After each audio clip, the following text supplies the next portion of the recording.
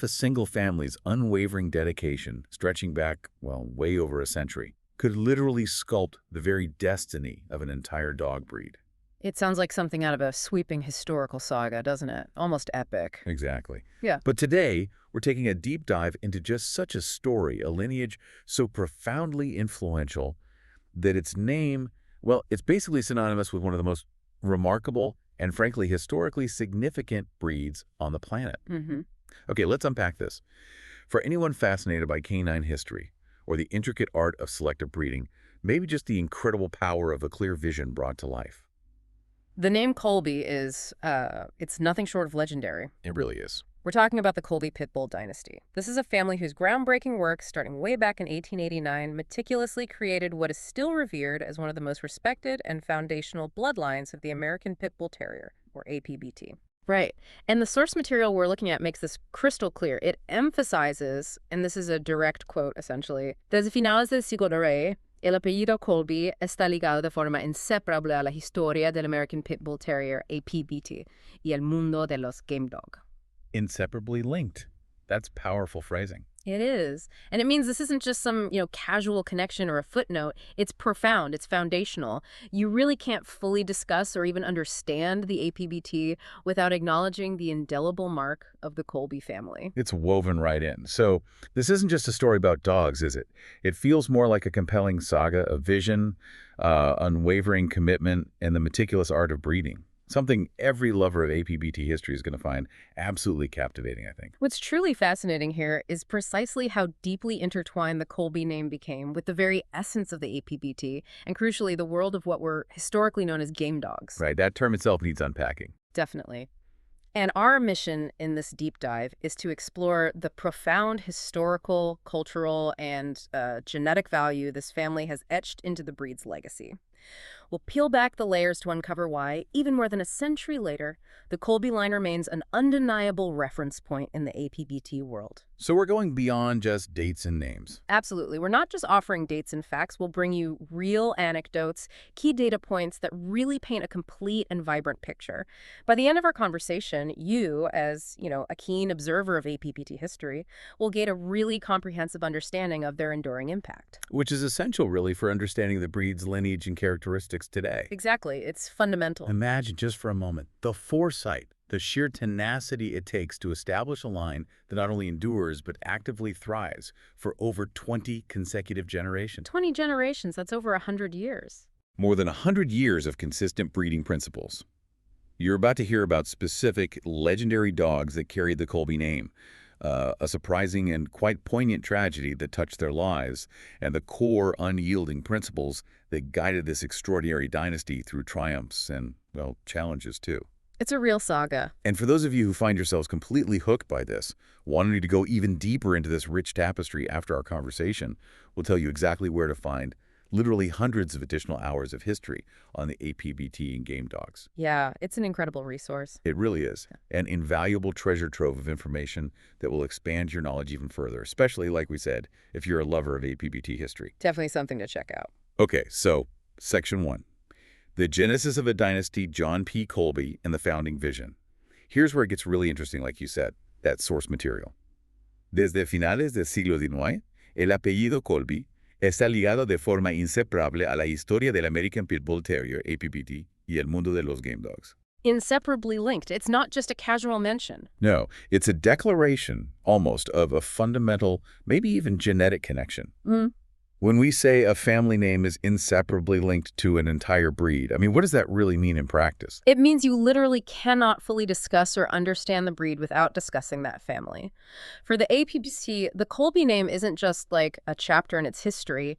It's woven into its very genetic and historical fabric. A cornerstone. Absolutely. This connection speaks volumes about the depth and breadth of their influence. It's truly a cornerstone of the breed's development. Okay, so to really appreciate this, we need to go back. John P. Colby's starting point, 1889. What was happening then? What did the dog breeding world even look like? Right, 1889. You have to put yourself in that context. Think about it. Formal dog breeding, as we sort of know it today, with established kennel clubs, widespread breed standards, meticulously tracked pedigrees. That was all still very much in its infancy, its nascent stages. So no standardized pit bull breed yet? Not really, not in the way we think of it now. There wasn't a universally recognized, standardized American Pit Bull Terrier breed as such. Instead, you had various pit bull types, often bred locally, very specifically for working purposes. Like what sort of purposes? Things like ratting, badger baiting, and yes, regrettably, for organized dogfighting. We have to acknowledge that purely for its historical context within the breed's development, of course, without any endorsement whatsoever. Of course. Yes. Part of the history, unfortunately. It is. So it was a much less regulated, far more fluid, kind of diverse landscape for dog breeding than what we see today.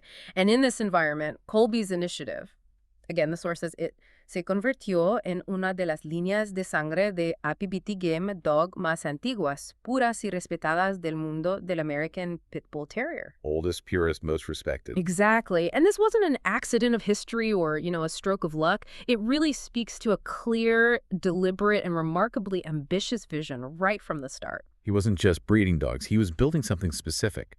Precisely.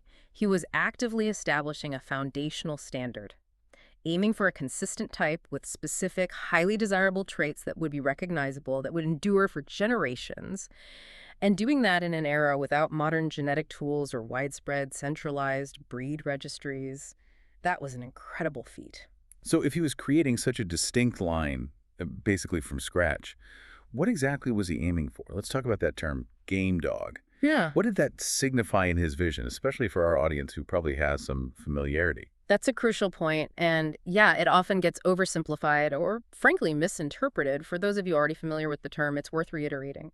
When our source refers to game dog in this specific historical context, it's describing a highly specialized set of prized traits. It's not just about being aggressive. Not at all. It goes way beyond mere aggression. It speaks to an animal's profound tenacity, its courage, and an almost unyielding will to continue despite significant adversity, physical discomfort, or extreme pressure. So determination under pressure.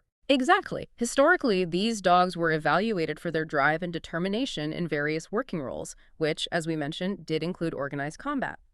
It's really imperative that we, as sort of historians and observers, understand this term factually as it's used in the historical sources to describe these specific desired characteristics. Again, without endorsing or glorifying the activities. Understood. Historical context is key. For Colby, it was about developing animals with unparalleled drive, a deep-seated determination, and incredible mental fortitude, traits that made them truly exceptional in their historical context. Okay, so beyond that psychological gameness, the source is very specific about the core principles John P. Colby established right from the beginning.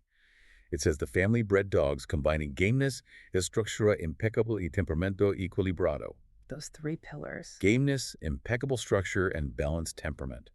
These must have been absolutely paramount from day one. Absolutely, and understanding these three elements is really key to grasping the entire Colby legacy. These initial selection criteria were paramount. They truly set the genetic blueprint for decades. Let's dig into each one a bit. Okay. Firstly, gameness. As we just discussed, it denoted that inherent, unshakable courage and determination. For Colby, this meant more than just willingness to engage. It was the dog's ability to persevere through immense challenges. Real grit. Extraordinary tenacity and resolve, even when faced with significant physical discomfort or immense pressure. It was that mental and emotional resilience to, stay in the game, so to speak. This was considered the definitive hallmark of the breed's historical purpose. And how did they select for that? It was meticulously selected for through careful observation and rigorous testing methods specific to that era, ensuring that this indomitable spirit was consistently passed down. Okay, then the second one is structure impeccable. Impeccable structure. Right. Impeccable physical structure. For any working dog, especially those bred for demanding tasks that tested their physical limits, physical soundness isn't just desirable, it's absolutely critical. Makes sense. Form follows function. Precisely. This meant breeding for correct conformation, strong bone structure, efficient and powerful movement, and a physique that could withstand rigorous activity without breaking down. This wasn't about aesthetics, not like a modern show ring standard, which didn't really exist in the same way. It was about durability. Fundamentally about health, durability, and athletic ability. A dog with poor structure, bad joints, weak muscles, incorrect gait would quickly fail or just wouldn't last. Colby recognized that form and function were intrinsically linked. He was essentially building athletes designed for endurance and power, ensuring they could do their job reliably and robustly for their entire working lives. Okay, and the third pillar, which you mentioned might be surprising to some, temperamento equilibrato, balanced temperament. Yes, and this is perhaps the most crucial and often surprising insight, especially for those less familiar with the specific history of working breeds. Balanced temperament. While the focus on gameness might, to the uninitiated, suggest an overly aggressive or uncontrollable disposition. Yeah, you might assume that. Right. But a truly balanced temperament was actually essential for the Colby line's long-term success and manageability. This meant selecting for a dog that, while possessing extreme drive in its working context, could also be handled, trained, and managed by humans outside of that specific environment. So, controllable, trainable. It implies intelligence, stability, and the ability to interact appropriately and safely within a household and with its handlers. Think about it. An exceptionally game dog that was uncontrollably aggressive, maybe fear-biting, or just unpredictable in daily life would have been a significant liability, not an asset, even back then. That makes perfect sense when you put it that way. The Colby line reportedly prioritized this from its very inception, seeking dogs that were both formidable in their drive and reliable in their disposition. It's a sophisticated and comprehensive combination, really, and it speaks volumes about the depth of their breeding philosophy. So these early, meticulous selections by John P. Colby truly laid a profound genetic foundation. Exactly, creating a pure and respected bloodline that would be recognized for its consistent quality for many, many generations to come. Okay, Section 2. The Hall of Fame iconic Colby Pit Bulls. You know, sometimes history feels a bit abstract, like we said, just dates and names.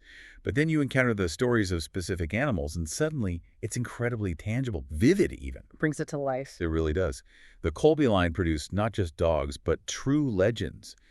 Animals whose reputations preceded them and whose genetics literally shaped the very fabric of the breed. Let's look at a few examples that truly stand out from our source material and, bring this incredible history to life for you, the listener. Sounds good. Leading off, we find Colby's Galtie from 1910. Now, our source doesn't detail her specific achievements or any wins she might have had, but her prominent inclusion here as a key figure speaks volumes, doesn't it? Absolutely. Galtie's mention is incredibly significant, even without a list of her individual accomplishments.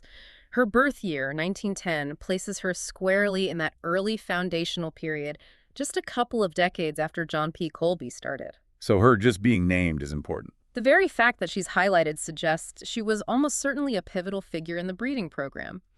In the world of animal breeding, especially for lines focused on specific working traits, a brood queen, a female whose consistent ability to pass on desirable traits is exceptional, is often just as, if not more, valued than a male with a flashy record. Ah, interesting. So she was likely a great producer. Very likely. Galtie probably embodied the desired traits of the line so perfectly and passed them on so reliably that her contribution was indispensable. Her inclusion indicates that by this relatively early time, the Colby line was already well established, consistently producing recognizable individuals of such notable quality they became part of the historical record. So the line was already proving itself through consistent quality. Right. The reputation wasn't just built on the initial vision, but on the consistent generation after generation production of quality animals. Females like Galtie were the unsung, or in her case, maybe sung heroes of genetic transmission. Her name is a vital genetic marker. Okay, and then we get to some truly astonishing records that underscore the power of this early breeding. Our source mentions Colby's Bobtail Bob, born in 1895, the incredible notation 21XW. Bobtail Bob, a legend. That XW is incredibly intriguing. For those who might not know the historical context, what does that signify? Yes, Colby's Bobtail Bob is a monumental figure, and that 21XW descriptor is absolutely fascinating. It's a historical term within the context of game dog breeding, and it stands for 21 times winner. 21 times winner. Okay, and that doesn't mean dog shows. No, absolutely not. In the stark historical reality of these game dogs, it signified that Bobtail Bob was victorious in 21 organized contests. This record, which, again, we report strictly as factual information from the source and its historical context. Right, purely historical reporting. It was an astonishing testament to his extreme gameness, his unwavering determination, and his sheer physical prowess in those historical arenas these dogs were unfortunately put into. It denoted a dog with exceptional courage, incredible stamina, and indomitable spirit, traits that were, at the time, highly sought after. 21 wins sounds incredibly tough. His career would have been long, arduous, immensely challenging. His ability to consistently emerge victorious 21 times marks him as a truly singular individual in the breed's history. It's a stark reminder of the historical realities and the demanding criteria by which they were judged. And Bobtail Bob's birth year, 1895. Yeah. That really puts him right at the beginning of the Colby dynasty's rise. He's one of John P. Corby's early stars. Precisely. His early birth year and that absolutely remarkable record indicate Colby's program was producing champion-caliber dogs almost immediately. This wasn't some slow buildup. It was an early, decisive demonstration of the quality and consistency of his methods. He was living proof of the vision. Exactly. Dogs like Bobtail Bob became the living, breathing proof of the Colby vision, combining gameness, structure, and temperament. His success would have instantly drawn widespread attention to the Colby yard, establishing their reputation as the premier source. He was a powerful advertisement. And if 21 wins is remarkable, then Colby's Pinscher, mentioned as a 24-time winner, that's truly extraordinary, isn't it? Yeah. 24 times winner for Colby's Pinscher genuinely elevates this further. Again, reported factually from the source. To achieve 24 wins in that historical context, it's an almost unbelievable feat of endurance, skill, sheer will. The absolute peak. It signifies a dog of unparalleled determination, profound courage, incredible stamina, pushing the boundaries of what was thought possible. Pinscher would have been seen as the absolute epitome of the game dog ideal, an animal that consistently demonstrated the highest level of the traits the Colby family was breeding for. So these records weren't just numbers. No, they were foundational. They became the benchmark, the gold standard for top-tier quality in an APBT. Not just raw power, but mental and physical resilience. Their legendary status was earned through undeniable, consistent performance. So, given these incredible records, how did dogs like Bobtail Bob and Pinscher actually contribute to the widespread influence of the Colby line, not just locally, but globally? How did that reputation spread back then? That's a great question. These champions were absolutely critical to the global spread and influence. They were the living advertisements, really, in an era before the internet, before even widespread, formalized kennel clubs, word of mouth, and, more importantly, the undeniable, proven performance of these dogs were the primary drivers of reputation. Performance spoke louder than words. Absolutely. Breeders from across the U.S. and eventually from other countries who wanted to produce dogs of similar caliber with those coveted traits naturally looked to the Colby line. A 21XW or 24XW dog wasn't just celebrated, they were highly coveted sires and dams. So people wanted their offspring. Immensely. The progeny of such celebrated individuals would command huge prices and be actively sought out. These valuable animals, carrying the Colby name and genetics, would be exported, carrying their influence to new continents, new countries. Spreading the genetics worldwide. Right. And the consistency of quality, proven repeatedly by these champions, meant that if you acquired a Colby dog, you knew what you were getting. That predictable, highly desirable set of traits, that blend of gameness, structure, and temperament. Predictability was key. Immense global demand was built on that unwavering consistency and predictability. It transformed the Colby yard from a regional entity into a powerhouse that truly influenced pedigrees across the entire planet. So these dogs, Bobtail Bob, Pinscher, Galtie, they're more than just names. They are genetic cornerstones, powerful, undeniable testaments to the consistent quality and traits the Colby family aimed for and demonstrably achieved across multiple generations. Okay, Section 3. Sustaining the legacy Louis B. Colby in generations of stewardship. It's one thing to have that brilliant initial vision, start something great, even produce a few champions. But it's entirely different, far more challenging, to sustain it, grow it, protect its integrity for over a century. That's the truly extraordinary part, isn't it? That commitment. Our source explicitly states, a través de más de 100 años de selección y más de 20 generaciones, the lineage continued, more than 20 continuous generations of meticulous, dedicated breeding. That's almost unheard of. It really is a testament to an enduring vision. And you're right, this isn't just John P. Colby's story. It's a multi-generational saga of profound stewardship. The source powerfully highlights his son, Louis B. Colby, refers to him as the guardian del linaje de gamedogs. Guardian of the lineage. That says a lot. It speaks volumes about the immense responsibility, the unwavering dedication involved in maintaining genetic purity, a specific physical type, those highly valued behavioral traits over such a vast span of time. It wasn't just inheriting a yard of dogs.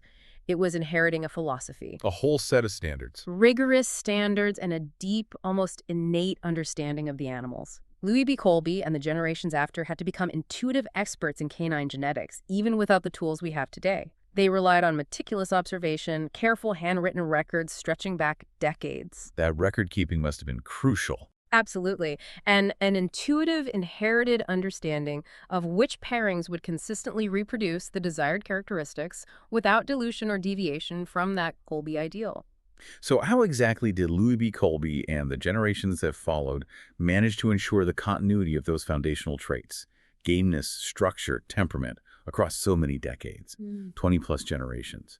What did that guardianship actually involve day to day? It was incredibly demanding, precise, a continuous process, almost like a living art form in animal husbandry. Maintaining those core traits required an unyielding commitment to selective breeding principles. Firstly, like you said, meticulous record-keeping was essential. Knowing every dog's history. Full lineage, individual characteristics, performance, progeny, everything. This allowed them to make incredibly informed decisions about pairings, identifying which individuals consistently produced offspring closest to the stringent Colby standard. They were building a complex genetic map without modern tools, relying on observation and records. Wow. And secondly, it involved a deep, almost instinctual eye for a dog.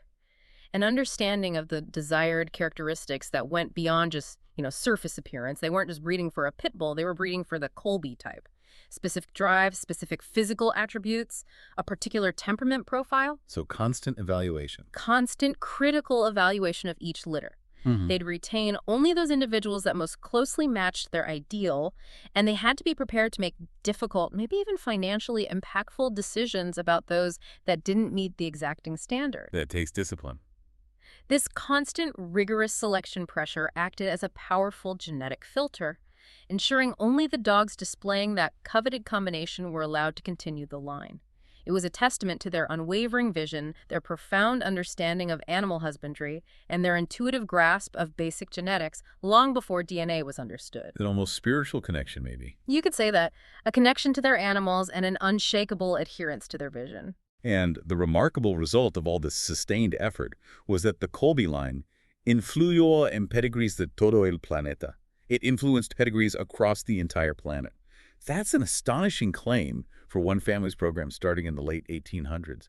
How did that happen? How did they become such a universal benchmark? That global influence is precisely why the Colby line earned its legendary, almost mythical status. The mechanisms were multifaceted, similar to other foundational breeds.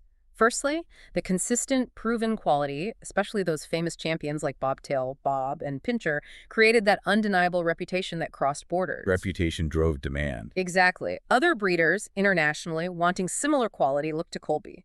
The demand for their breeding stock stud dogs, foundational bishes, would have been immense and constant. These valuable animals were exported, carrying Colby genetics to new continents, new countries, living ambassadors. Okay, so export was key. What else? Secondly, the Colby line established that remarkably consistent standard. When a breeder got a Colby dog, they knew what they were getting. That reliable blend of gameness, structure, temperament. This predictability provided a gold standard, a benchmark against which others were measured. So others integrated Colby dogs into their lines. Actively. Not just to add specific traits, but to leverage the established quality, robustness, and genetic predictability of the Colby bloodline. This pervasive, persistent influence is precisely why the source says the Colby line sigue siendo un referente más un siglo después. It remains a true reference point. It became the benchmark. Not just a bloodline, but the benchmark, a foundational, immutable element in the APBT's development and definition, shaping its identity globally, right down to many pedigrees today. This long-term dedication created a living testament to their vision. Okay, Section 4. A glimpse into the past. The 1909 tragedy and more anecdotes. The history of any truly influential family or bloodline. It isn't just about the triumphs, the champions, the successes. It also includes moments of challenge, difficulty, sometimes even tragedy. The human side. Exactly. Our source material, in a really poignant and intriguing detail, hints at one such event. En otro apartado, también contaremos la tragedia ocurrida en la yarda de los Colbys en 1909. The tragedy that occurred in the Colby yard in 1909, that immediately sparks curiosity, doesn't it? What happened? It really does. The explicit mention of this 1909 tragedy is a powerful reminder that these breeding programs while they might seem purely scientific or businesslike on paper, were deeply personal, rooted in family life connected to the real-world context of the era. So the source doesn't say exactly what happened. No, it doesn't provide the specific, granular details of what this tragedy entailed. But its inclusion is incredibly significant. It suggests an event impactful enough to become a memorable part of the Colby family's historical narrative, passed down through generations, almost like a foundational scar in their triumphant story. So we could only speculate what kind of tragedy it might have been. We can engage in some informed speculation, certainly. Think about the types of tragedies that could hit a prominent kennel back in 1909. A devastating disease outbreak. Canine distemper, parvo, other illnesses were rampant, often untreatable, could wipe out a whole generation of puppies, even adults. That would be devastating. Or a kennel fire, a constant risk with wooding structures, early heating methods, catastrophic. Natural disasters, a storm, flood, harsh winter. Or, given the historical context of game dogs, it's not unthinkable that maybe a legal challenge or raid related to dogfighting activities could have impacted them. Seizure, loss of dogs. Any of those would be terrible. Whatever its nature, such an event would undoubtedly have been a moment of immense heartbreak and immense challenge. It underscores that even the most meticulously planned, passionately pursued endeavors are subject to external forces, that the lives of these breeders weren't without profound heartfelt, emotional toll. It really adds a human element, makes you appreciate their resilience. Definitely. This detail invites further historical exploration and adds that human depth. It humanizes the Colby dynasty story for all of us. And our source adds to this intrigue, mentioning muchas cosas más de la familia Colby, many more things about the Colby family. This phrase really opens up the idea that the 1909 tragedy, whatever it was, is just one of many compelling anecdotes, untold stories, significant events filling their rich history. Exactly. Muchas cosas más reinforces that the lineage is far more than just a dry scientific endeavor. It's a true family saga, replete with personal stories, unexpected challenges, triumphs, maybe even individual quirks among the family members. The little details that bring history to life. Those are the anecdotes, the small, often intimate details that give life and color to history, allowing us, the listeners, to connect with the people behind the dogs. They help us understand the deep passion, the unrelenting dedication, the practical struggles, the sheer grit required to build and maintain such a legacy over generations. You wonder about the family dynamics. Right. How did John P. Colby pass on his knowledge, his eye for a dog, to Louis? Was it apprenticeship, shared passion, difficult lessons? What were their daily lives like, centered around these powerful animals? Did they face societal pressures, changing views of the breed? So many untold stories, probably. These stories remind us that while we focus on the dogs and genetics, there were real human beings. John P. Colby, Louis B. Colby, others who followed, who poured their entire lives, their energy, their intellect, their hearts into this monumental undertaking. For lovers of APBT history, these personal touches are invaluable. They transform a breed's history into a compelling, living narrative. Okay, Section 5. The enduring significance why the Colby line remains a reference. So after tracing the origins, exploring the champions, delving into the multi-generational effort, even glimpsing the human stories, what's the big picture? Why should this story resonate so deeply with you, the listener, today? What's the lasting impact? That's the core of it, isn't it? The enduring significance. Our source sums it up beautifully. Valor histórico, cultural y genético que ha dejado la familia Colby. The historical, cultural, and genetic value left by the Colby family. Let's break that down. Okay, historical value first. Historically, their continuous, meticulously documented breeding program, starting way back in 1889, makes them true pioneers. And critically, one of the most enduring forces in the APBT's development. This isn't just ancient history, it's a living history. A foundational narrative still directly impacting the breed today. They help define the breed. Fundamentally, they help define what the APBT was and what, through careful selection, it could become. Their sustained, unbroken chain of records offers an invaluable window into the breed's earliest days and evolution. And the cultural impact. Culturally, the Colby name transcended just breeding. It became, as the source highlights, a powerful referent, a benchmark. It didn't just set a standard. It established a benchmark of excellence, profoundly influencing perceptions of what a truly exceptional APBT should embody. The Colby dog became an archetype. Exactly. A symbol of consistent quality, of that extraordinary gameness, and crucially of sound temperament. This cultural impact spread far beyond just breeders, shaping the breed's identity for many, cementing the Colby name in APBT lore. Their commitment solidified an image, a set of expectations. And finally, the genetic contribution.